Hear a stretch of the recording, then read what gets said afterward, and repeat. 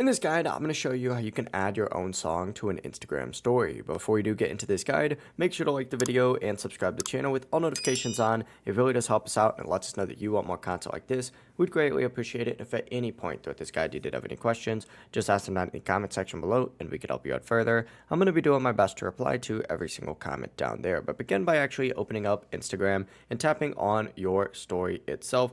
And obviously just post whatever it is that you want on the story. Let's just go ahead and do a basic, just, black picture, right? Once you have your story made, tap the little arrow just like so to bring up this stuff and then hit the three dots and hit download if it's in here for you. If it's not, just hit download just like so. Essentially, you're downloading your story to the camera roll.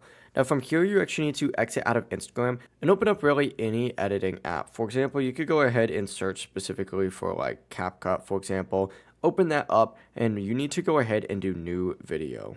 Select that, find whatever, picture it is that you just took, just like this black one, right? And then from here, hit add audio. And you could go ahead and either record your own, extract your own from another video. For example, we'll extract it from this video right here.